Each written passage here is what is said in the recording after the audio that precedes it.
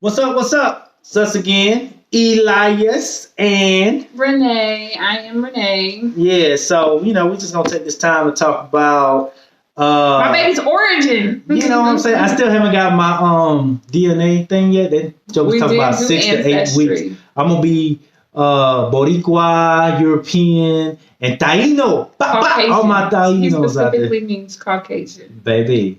You lighter than me That's though, why he's- baby. I have yellow undertones. You have red undertones. Look at how Listen. light skinned. She's like two shades lighter than me. And beautiful. Very beautiful. Thank you very much. But- But I just have yellow undertones and he has red undertones. And that just comes from the Taino Indian side, which really is just, I learned, is indigenous people. I thought it was kind of like a different Native American. You know, Americans don't be knowing stuff. We don't. They just But call, I'm not afraid to say that.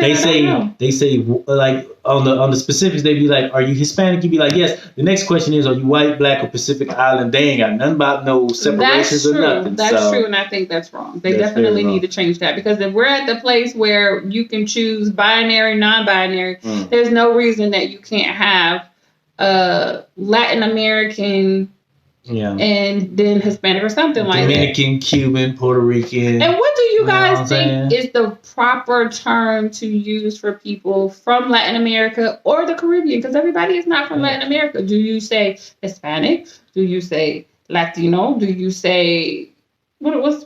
Well, a lot of people when they talk about Hispanics, they talking about the Mexican population.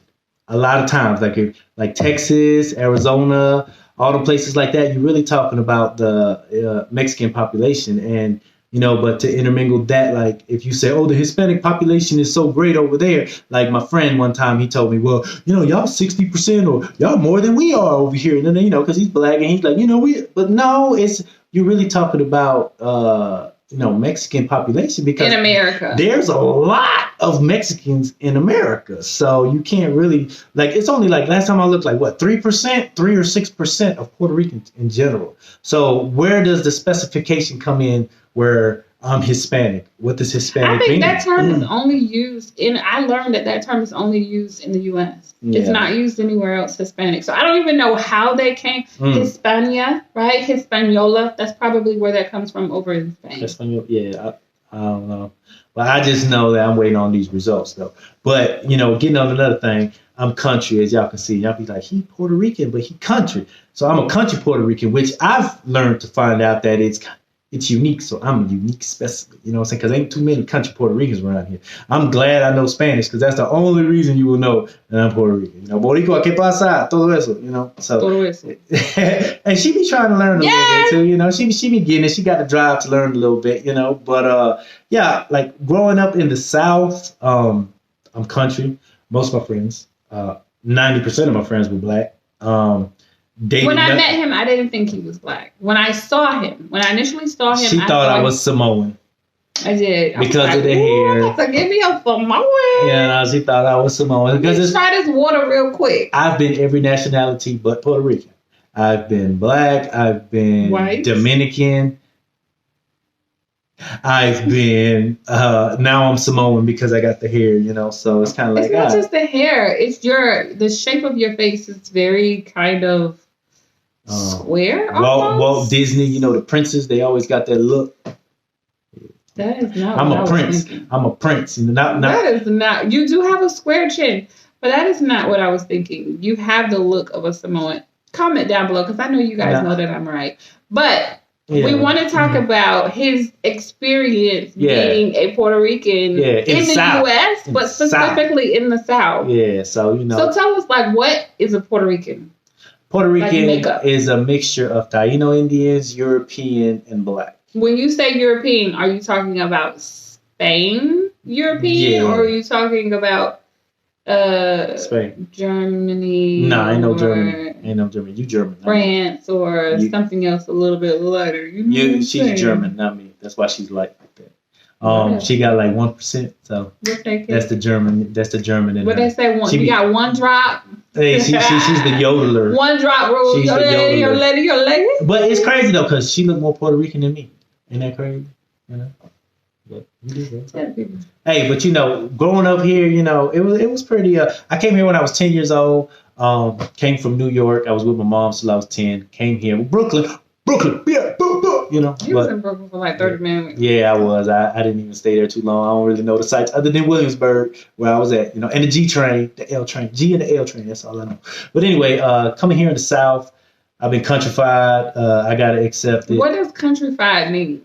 Countrified means when I'm talking. Like Bubba Sparks' country grammar? It's going to be ugly. Yeah, it's like like if I was to go in a business setting, it would be real hard for me to keep my dialect proper. I don't think so. I've seen you. Oh, that's because I'm a businessman. I'm a businessman. I can't tell him anything. I can't tell him anything. But you know, it's you know, being here in the South, I had mostly black friends. I've dated mostly black women. How was that having? This time he got it right. Hey, I got, you know. This time he got it right. Ooh, okay. How was that growing up around mostly black people or African American people, whatever you guys are coming from? I mean, I knew nothing different. I mean, I just really, you know, I just fit on in, you know, and I blended in. Most people thought I was black anyway. Were you ever treated differently? Yeah, well, I don't really recall being treated differently because I mostly hung out with black people. I mean, I never really went to environments where it's predominantly Caucasian or anything like that. So, but when I did go to Korea, though, woo! Wait! Don't go. Okay, don't fast forward. I ain't finna fast forward. There yet. Okay, You're still a young man growing up in grade school. Yeah. You moved from New York to go to the South, which was in Macon, right? Macon, Georgia. That Matt time, baby. I claim it. Where he gets this country accent. Country to death. Central High School. Hey, what up? Boop, boop. Oh my goodness. But, and you didn't notice any difference between black people and you? Nope, not at all. And they really didn't bring up any difference between you and them? Other than a Jerry curl. Which, they always found. They always talk about some of my Jerry curl. I remember one time I put gel in my hair, started brushing my hair forward. Man, I had these big old huge waves that was going on everywhere. This one girl told me something. You got them finger waves like Missy Elliott. I was like, that was the last time I did that. Though. Did you ever have issues identifying between being black and being Puerto Rican? No, not too much because I really didn't travel like that. So since I was in the South, I just fit in with most of my peoples, you know, like here.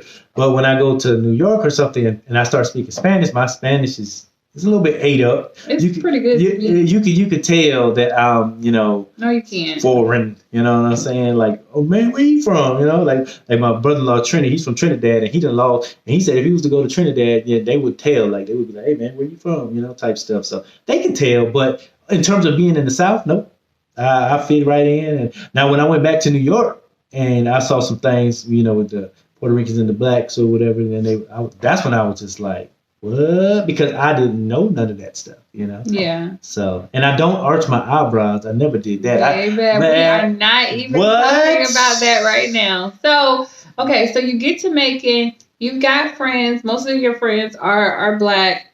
Do you identify as black or do you identify as Puerto Rican at that time? Puerto Rican? Mm-hmm. Yeah. So you've always 100% Puerto Rican, yeah. Okay. Yeah. When you meet people, now you're in high school, right? Mm-hmm. And you're getting ready to graduate. So are you a lot more social at that point? No. I was never the popular kid, but yeah, I hung around, you know, mostly blacks. I can't believe you was never the popular kid. Hey, look at that. Hey, I be getting it.